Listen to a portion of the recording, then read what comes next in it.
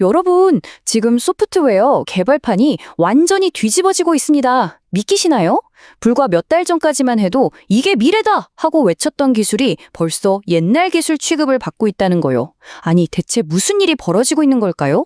그래서 오늘 바이브 코딩의 시대가 어떻게 끝났고 그 다음은 또 뭔지 한번 제대로 알아보겠습니다. 와, 시작부터 정말 강력한 한마디죠? 이건 갤로스 테크놀로지 CEO 마크 러덕이 한 말인데요. 소프트웨어 회사를 만드는 방식 자체를 다시는 예전처럼 안 하겠다니. 도대체 뭘 겪었길래 이렇게까지 단호하게 말하는 걸까요? 저도 너무 궁금해지네요. 그 대답의 힌트가 바로 이 숫자 안에 있습니다. 6시간. 정말 뜬금없죠? 이 6시간이 대체 뭘 의미하는 걸까요? 자, 놀라지 마세요. 이 6시간은요, 마크 러독이 미국에서 유럽으로 가는 비행기 안에서 보낸 바로 그 시간입니다. 근데 이 시간 동안 뭘 했냐면요, 보통의 인간 개발팀이라면 18일은 꼬박 매달려야 할 아주 복잡한 앱 프레임워크를 그냥 완성해버린 거예요. 그것도 그냥 대충 만든 게 아니고요. 문서화, 테스트, 심지어 보안 강화까지 싹 다 끝내서 당장 시장에 팔아도 될 정도의 완제품을 말이죠. 네, 바로 이겁니다. 이 말도 안 되는 생산성의 비밀은요, 바로 코딩하는 방식 자체가 근본적으로 바뀌었기 때문입니다. 이름하여 바이브 코딩의 시대가 가고 에이전트 군집 코딩이라는 새로운 시대가 열린 거죠. 자, 그럼 이 둘이 뭐가 어떻게 다른지부터 한번 살펴볼까요? 먼저 바이브 코딩, 다들 기억나시죠? 2025년 초에 안드레이 카르파 씨가 딱 얘기 꺼내면서 정말 난리가 났었잖아요. 개발자가 AI랑 그냥 챗하듯이 야 이런 코드 좀 짜줘 하면 AI가 뚝딱 하고 만들어주던 그 방식이요. 그때만 해도 진짜 이게 신세계다 싶었는데 말이죠. 근데 그게 벌써 과거의 일이 됐습니다. 이제는 에이전트 군집 코딩의 시대거든요. 이건 진짜 차원이 달라요. AI 한 명이랑 일하는 게 아니고요. 각자 전문 분야를 가진 AI 에이전트가 수십, 수백 명이 모여서 하나의 팀처럼 움직이는 겁니다. 그러니까 기획, 개발, 테스트, 배포 이걸 그냥 알아서 다 해치워버리는 거죠. 와, 차이가 정말 확실하죠? 예전에는 인간이 AI한테 말을 거는 대화 방식이었잖아요. 근데 이제는 AI들끼리 알아서 협업을 해요. 결과물도 그냥 코드 쪼가리가 아니라 당장 팔아도 되는 완전한 시스템이 툭 튀어나오는 거고요. 그리고 제일 중요한 거, 인간의 역할이 완전히 바뀌었어요. 그냥 코드 짜달라고 부탁하는 프롬프터가 아니라 이 AI 개발팀 전체를 이끄는 감독, 지휘자가 된 겁니다. AI 플랫폼 웨카 전문가가 한 말이 딱 지금 상황을 보여주는 것 같아요. 불과 몇 달 만에 우리가 와 이게 미래다 했던 그 기술이 구식 소리를 듣게 된 거죠. 진짜 정신이 어질어질할 정도로 빠른 속도예요. 아니 근데 어떻게 이렇게 순식간에 세상이 바뀔 수가 있었을까요? 여기에는 크게 세 가지 핵심적인 이유가 있습니다. 자, 하나씩 뜯어보죠. 바로 이 세 가지예요. 첫째, AI 엔진 자체가 거의 괴물 수준으로 강력해졌고요. 둘째, 이 똑똑해진 AI들을 팀처럼 부리는 기술, 즉 오케스트레이션 기술이 엄청 발전했죠. 그리고 마지막으로 이걸 다루는 우리 인간 개발자의 역할도 같이 진화한 겁니다. 이 세 가지가 딱 맞아떨어진 거예요. 자, 첫 번째 이유. 이건 아주 간단합니다. AI의 기본기, 그러니까 파운데이션 모델의 성능이 말도 안 되게 좋아졌어요. 여기 코딩 능력 시험 점수 한번 보세요. GPT-5가 이전 모델을 그냥 압도해버리잖아요? 이런 괴물 같은 엔진이 등장했으니까 모든 게 가능해진 거죠. 두 번째는 바로 오케스트레이션 기술입니다. 이게 뭐냐면 한마디로 AI 군단을 지휘하는 방법론이에요. 진짜 잘 짜인 공장 같달까요? 기획자 역할을 하는 AI가 설계를 쫙 하면 코더 AI가 그걸 보고 코드를 막 짜내고요. 그럼 비평가 AI가 그걸 테스트하면서 이거 고쳐! 하고 피드백을 주는 거죠. 완벽한 분업 시스템이 돌아가는 겁니다. 그리고 진짜 소름 돋는 게 뭔지 아세요? 이 AI들이 그냥 생각만으로 일하는 게 아니에요. 코드 검색하고, 테스트 돌리고, 컴파일하고, 버전 관리하고, 지금 우리 개발자들이 쓰는 거랑 똑같은 도구들을 실제로 쓰면서 일을 한다는 겁니다. 이게 그냥 이론이 아니라 진짜 현실이라는 거죠. 자, 그럼 여기서 제일 중요한 질문이 생기죠.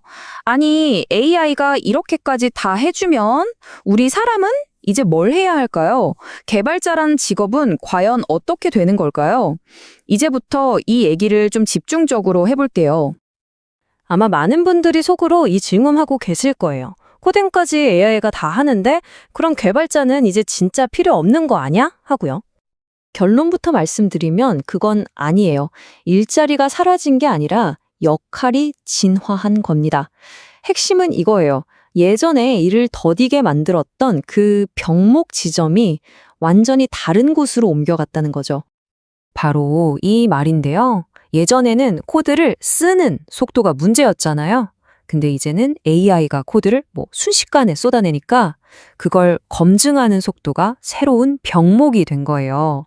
AI가 만들어낸 이 결과물이 진짜 쓸만한 건지 위험한 건 없는지 판단하는 일, 바로 이 지점이 인간 전문가의 새로운 영역이 된 겁니다. 그래서 이제 개발자는 완전히 새로운 종류의 일을 해야 해요. 아직 완벽하진 않은 AI의 성능을 잘 관리하고 또 AI한테 A안, B안, C안을 동시에 만들어 보라고 시켜서 그중에서 제일 좋은 걸 골라내야 하죠. 심지어는 AI한테 자, 넌 지금부터 15년 차 보안 전문가야. 이런 식으로 역할을 딱 정해줘서 잠재력을 최대한 끌어내는 뭐랄까 심리전 같은 것도 필요해졌어요. 이건 그냥 코드 짜는 거랑은 차원이 다른 엄청난 집중력이 필요한 고도의 전략적인 일이 된 거죠. 이건 그냥 개발자 한 명의 이야기가 아니에요. 산업 전체의 게임 룰이 바뀌고 있다는 뜻이거든요. 그럼 앞으로 이 소프트웨어 시장에서는 누가 이기게 될까요? 이젠 더는 우리 회사 개발자 많아요? 이게 자랑이 아닌 시대가 온 거죠. 진짜 경쟁력은요, 남들이 못 보는 문제를 꿰뚫는 독창적인 아이디어, 그리고 그 아이디어를 하룻밤만에 현실로 만들어버리는 압도적인 실행 속도, 바로 이 두 가지의 조합에서 나옵니다. 마크 러덕은 이렇게까지 말해요. 훗날 사람들은 바로 지금 이 순간을 코딩에서 완전히 새로운 경쟁이 시작된 때로 기억할 거라고요. 개발의 진입장벽이 거의 사라진 지금, 완전히 새로운 판에서 새로운 게임이 시작된 거죠. 그래서 마지막으로 여러분께 이 질문을 한번 던져보고 싶네요. 주말 동안, 아니, 비행기 한 번 타는 동안에 회사를 통째로 하나 만들 수 있는 시대가 왔습니다. 만약 이런 엄청난 힘이 여러분 손에 주어진다면 여러분은 뭘 만드시겠어요? 이제 한계는 기술이 아니라 바로 여러분의 상상력뿐입니다. 자, 때는 2025년 말입니다. 오픈 AI가 정말 숨 쉴 틈도 없이 여러 발표를 쏟아냈는데요. 이게 그냥 단순한 제품 업데이트가 아니었어요. 뭐랄까, 회사의 미래를 완전히 바꿔버릴 거대한 전략의 서막이었죠. 오픈 AI가 이제 연구소를 넘어서 우리 디지털 세상의 새로운 운영체제가 되겠다고 선언한 거나 마찬가지였습니다. 그래서 오늘 이 발표들이 왜 그냥 따로따로가 아니라 하나의 큰 그림을 그리는 퍼즐 조각들인지 그 전략적 변화를 6단계로 나눠서 한번 제대로 맞춰보겠습니다. 이 퍼즐의 첫 번째 조각은 바로 속도입니다. 이 모든 발표들 그냥 막 나온 게 아니었어요. 이건 시장을 깜짝 놀라게 하려고 아주 치밀하게 계획된 말 그대로 전략적인 기습 공격이었죠. 한번 보세요. 정말 딱 2주 만에 오픈 AI는 자기 자신의 정체성을 완전히 뒤바꿔 버렸습니다. 이전까지는 AI 모델을 연구하는 조직이었다면 이제는 모든 걸 아우르는 거대한 플랫폼 기업으로 나아가겠다고 세상에 선포한 거죠. 그리고 그 전략의 첫 번째 기둥이 바로 이겁니다. 챗GPT를요, 이제 그냥 똑똑한 챗봇이 아니라 우리 디지털 생활의 모든 걸 차리하는 중심 허브, 그러니까 슈퍼앱으로 만들겠다는 엄청난 야심이죠. 이 슈퍼앱이라는 개념이 오픈 AI가 뭘 원하는지 아주 정확하게 보여줍니다. 그러니까 우리가 단순히 질문하고 답만 얻는 걸 넘어서요. 아예 자기들 생태계 안에서 쇼핑도 하고 계획도 짜고 일도 하고 그냥 모든 걸 다 해결하길 바라는 거예요. 바로 이 차이죠. 예전에는 여행 계획 하나 짜려면 앱을 몇 개나 켰다 껐다 정신없었잖아요. 그런데 이제는 그냥 챗 GPT 안에서 항공권 예약부터 호텔 검색까지 모든 걸 끝낼 수 있다는 겁니다. 더 이상 이 앱 저 앱 옮겨 다닐 필요가 없어진 거죠. 물론 이걸 혼자 다 하진 않죠. 보세요. 쟁쟁한 파트너들이랑 같이 이 생태계를 만들고 있습니다. 이제는 그냥 대화 한 번으로 캔바로 포스터를 뚝딱 만들고 진로우에서 마음에 드는 집을 찾아보는 게 가능해진다는 뜻입니다. 하지만 이런 거대한 슈퍼 앱을 혼자서 다 채울 수는 없겠죠. 그래서 두 번째 기둥이 정말 중요합니다. 바로 개발자들이 오픈 AI라는 거대한 놀이터 위에서 마음껏 상상력을 펼칠 수 있도록 그야말로 궁극의 도구 상자를 쥐어주는 겁니다. 그 첫 번째 도구가 바로 에이전트 킷이에요. 복잡한 일을 알아서 척척 해주는 AI 비서, 그러니까 AI 에이전트를 누구나 정말 쉽게 만들 수 있게 한 거죠. 심지어 라이브 데모에서는 딱 10분 만에 에이전트 하나를 뚝딱 만들어내서 보는 사람들을 전부 놀라게 했습니다. 그리고 개발자들을 위한 또 하나의 강력한 무기, 바로 코덱스입니다. 이제 개발자들이 코드를 짜는 프로그램이나 슬랙 같은 협업 툴, 어디서든 AI의 도움을 바로 받을 수 있게 된 건데요. 이게 그냥 코딩 좀 도와주는 수준이 아니고요. 아예 소프트웨어를 만드는 방식 자체를 뿌리부터 바꾸고 있는 겁니다. 그 효과는요, 정말 엄청납니다. 실제로 오픈 AI 내부 엔지니어들이 코덱스를 썼더니 코드 배포 속도가 무려 70%나 빨라졌다고 해요. 라이브 데모는 정말 압권이었죠. 무대 카메라 제어판 만들어줘! 라는 간단한 말 한마디로 시작해서요.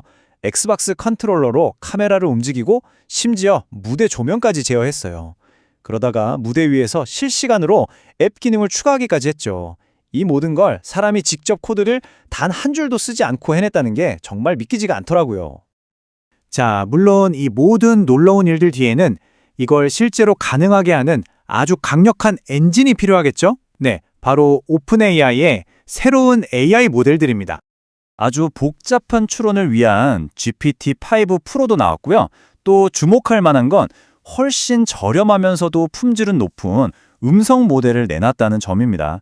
이건 앞으로 AI와 대화하는 방식이 텍스트보다는 음성이 중심이 될 거라는 신호탄 같은 거죠. 자, 마지막으로 소라2 얘기를 안 할 수가 없죠. 이건 그냥 모델 업데이트 이 정도 수준이 아닙니다.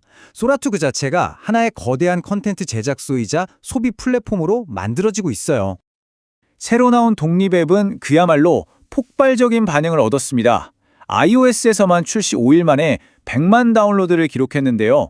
이거 초창기 챗 GPT보다도 훨씬 빠른 속도입니다.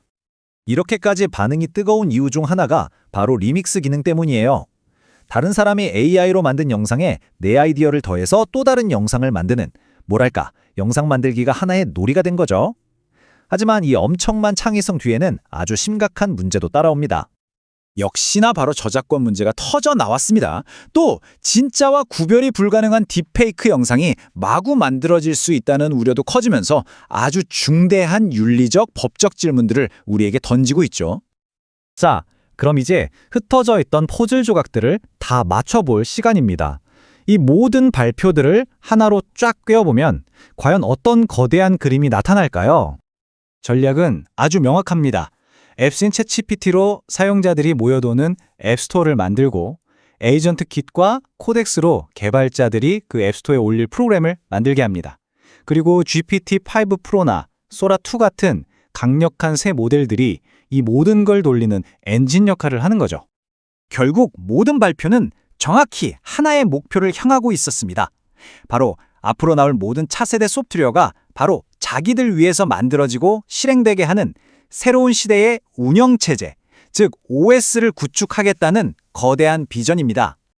그래서 우리는 지금 아주 중요한 질문 앞에 서게 됩니다.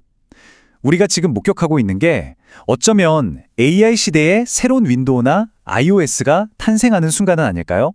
그리고 만약 그렇다면 한 회사가 이 AI 왕국의 모든 열쇠를 주게 된다는 건 우리 디지털 미래에 과연 어떤 의미일까요? 혁신과 경쟁, 그리고 통제권에 대한 근본적인 질문이 시작된 겁니다. 여러분, 지금 책상 위에 있는 그 키보드요? 그냥 글자만 치는 도구라고 생각하셨죠? 사실은요, 여러분의 키보드에는 아직 잠금 해제도 안 된 엄청나게 강력한 비밀 능력들이 숨어 있습니다. 오늘 저랑 같이 그 비밀의 문을 한번 활짝 열어보겠습니다. 혹시 진짜 간단한 거 하려는데 마우스로 막 클릭 답답했던 적 없으세요? 창 옮기고 파일 찾고 뭘 복사하고 이런 모든 과정이 지금보다 진짜 훨씬 더 빨라진다면 어떨 것 같으세요? 바로 여기 이 4개의 마스터 키에 그 해답이 있습니다. Shift, 컨트롤, Alt, 그리고 윈도우 키. 얘네들은요, 혼자 있을 땐 별거 아닌 것 같아도 다른 키랑 딱 합쳐지는 순간 마법 같은 일들이 벌어져요. 오늘 이야기의 진짜 주인공들이죠. 자, 그럼 바로 본론으로 들어가 볼까요? 첫 번째 비밀부터 파헤쳐 보겠습니다.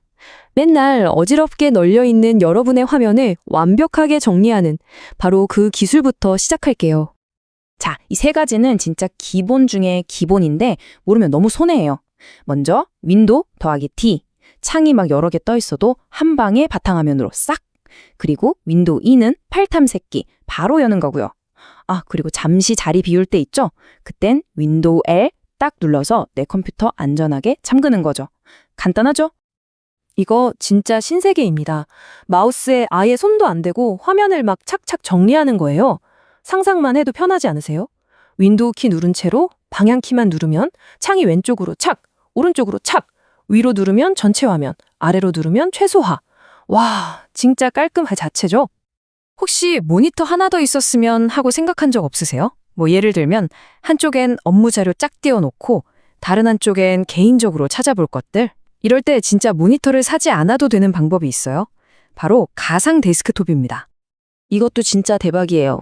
윈도우 컨트롤 D를 누르면 아예 그냥 새 컴퓨터 화면이 하나 짠 하고 생기는 거예요. 그리고 윈도우 컨트롤 누른 상태에서 방향키를 좌우로 누르면 이 새로운 작업 공간들을 그냥 휙휙 넘나들 수 있습니다. 와, 이러면 진짜 일에 집중이 확 되겠죠? 좋습니다. 이제 화면 정리는 마스터했으니까 다음 단계로 가볼까요? 우리가 매일 하는 문서 작업, 글쓰기, 편집, 이 속도를 미친 듯이 올려주는 비법들을 한번 알아볼게요. 이거 진짜 공감하실 거예요. 우리가 보통 복사, 컨트롤 C 누르면 딱 하나만 기억되잖아요. 그쵸? 이 문장 복사했다가 저기서 이미지 복사하면 아까 문장은 어디로 갔죠? 사라졌죠. 맨날 반복되는 이 불편함, 이제 끝낼 시간입니다. 정답은 바로 이겁니다. 윈도우 더하기 V. 네, 딱 이 2개. 윈도우랑 V요. 이 간단한 조합 하나가 복사 붙여넣기의 역사를 새로 씁니다. 진짜로요. 자, 윈도우 V를 딱 누르면요, 마법 같은 창이 하나 떠요. 여러분이 최근에 복사했던 텍스트랑 이미지들이 목록으로 쫙 보이는 거죠. 이제 거기서 그냥 원하는 걸 클릭만 하면 바로 붙여넣기가 되는 거예요. 이거 진짜 윈도우 최고의 숨겨진 기능 아닐까 싶어요. 아, 혹시 안 되시는 분들은 설정에서 클립보드 검색기로 딱 한 번만 켜주시면 평생 편하게 쓸 수 있습니다. 아, 그리고 문서나 메신저에 글 쓸 때 좀 재밌게 쓰고 싶을 때 있잖아요. 그럴 땐 고민하지 마시고 윈도우 키랑 마침표를 눌러보세요. 그럼 바로 이모지, 움짤, 그리고 온갖 특수 문자를 바로 넣을 수 있는 창이 뿅 하고 나타납니다. 스크린샷 때문에 막 캡처 도구 찾고 이제 그럴 필요 전혀 없습니다. 윈도우, Shift, S 이 3개를 동시에 딱 누르면요, 화면이 살짝 어두워져요. 그럼 마우스로 원하는 부분만 쭉 긁으면 돼요. 네모 모양도 되고 막 내 맘대로 그리는 것도 되고요. 선택이 끝나면 바로 클립보드에 저장이 돼서 어디든 붙여넣을 수 있죠. 너무 간단하지 않아요? 글 쓸 때 이거 알면 진짜 광속으로 편집할 수 있어요. 보통 방향키 누르면 한 글자씩 가잖아요. 근데 컨트롤 키를 누른 채로 방향키를 누르면 커서가 단어 단위로 팍팍 점프를 해요. 지울 때도 마찬가지예요. 컨트롤 백스페이스를 누르면 글자 하나가 아니라 단어 하나가 통째로 싹 지워집니다. 와, 이걸로 아끼는 시간이 어마어마할걸요? 자, 이제 거의 다 왔습니다. 지금부터 알려드릴 몇 가지 기술은요, 여러분을 그냥 컴퓨터 좀 하는 사람에서 와, 저 사람 전문가인데? 소리 듣는 파워 유저로 만들어줄 비법들입니다. 파일 여러 개 선택할 때 아직도 마우스로 하나하나 클릭하세요. 자, 컨트롤 키를 누른 채로 클릭하면요, 여기저기 흩어져 있는 파일들을 내가 원하는 것만 쏙쏙 골라 담을 수 있어요. 이 파일, 저 파일 건너뛰고 요 파일 이런 식으로요. 반면에 Shift는 뭐냐면 첫 번째 파일 클릭하고 Shift 누른 채로 마지막 파일을 클릭하면 그 사이에 있는 모든 파일이 한 방에 쫙 선택되는 거예요. 이 둘의 차이 확실히 아시겠죠? 아, 이거 진짜 인터넷 하다가 우리 모두 겪어봤을 그 상황. 막 탭 여러 개 띄워놓고 보다가 실수로 진짜 중요한 탭을 딱 닫아버린 거죠?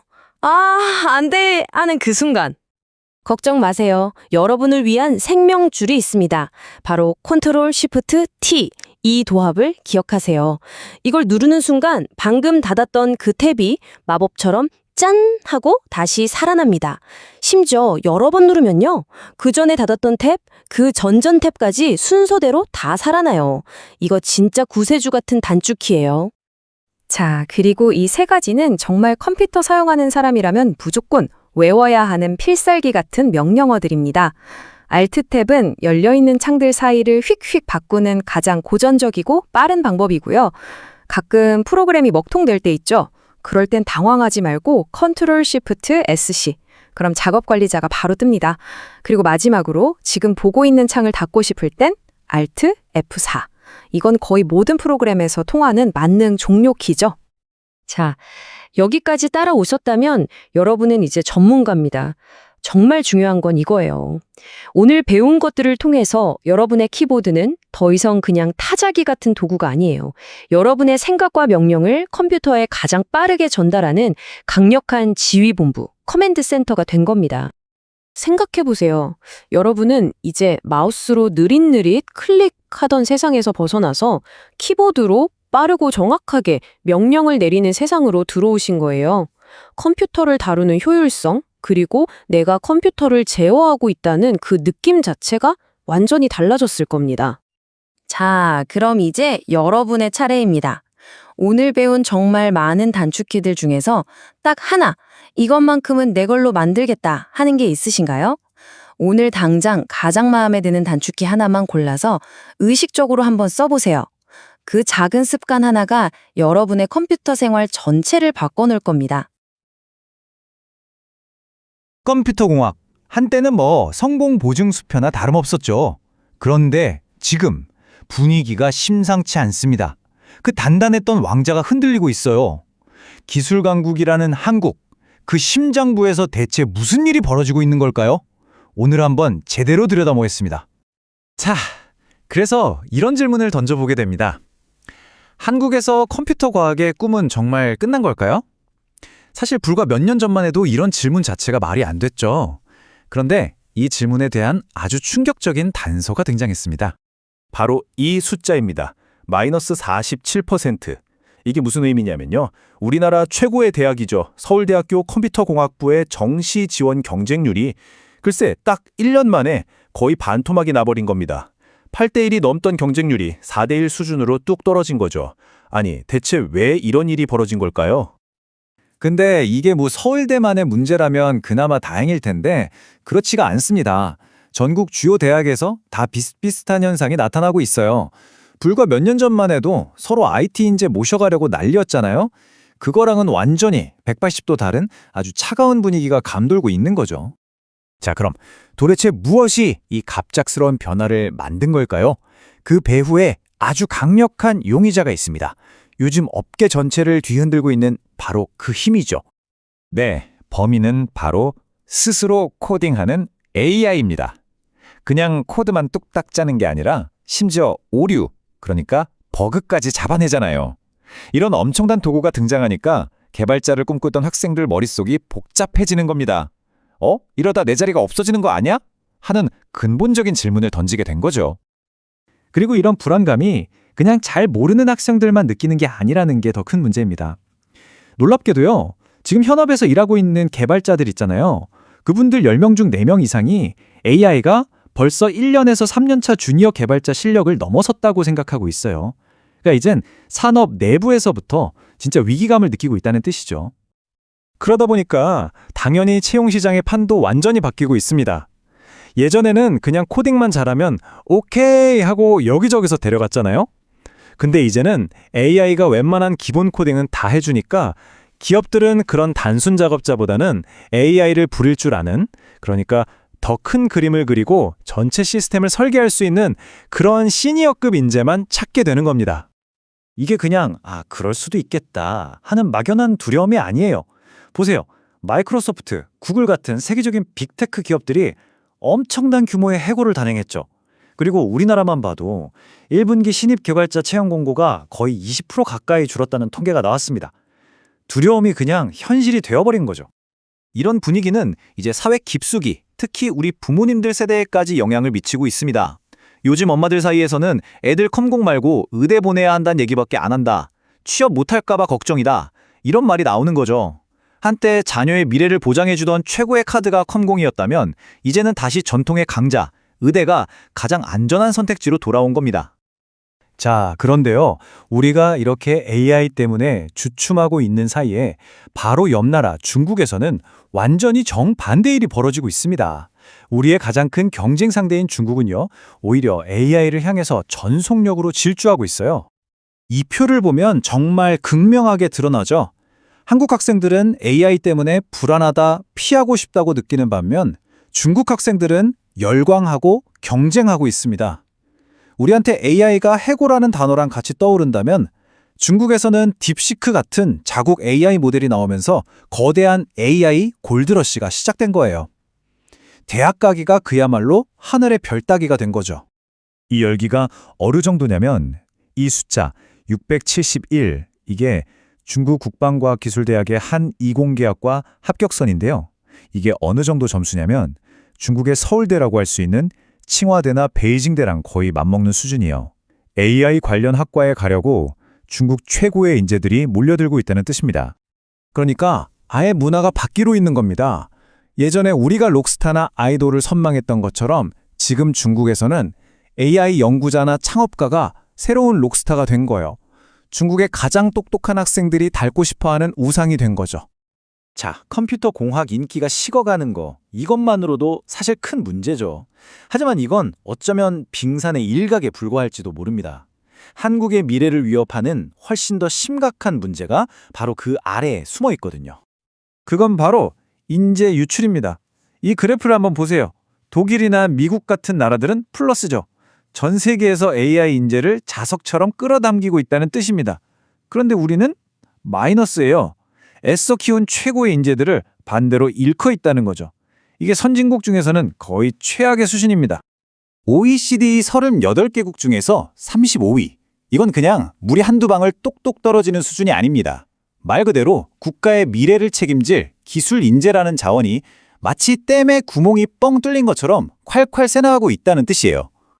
더 심각한 건 이 인재 유출이 단순히 해외로만 나가는 게 아니라는 점입니다.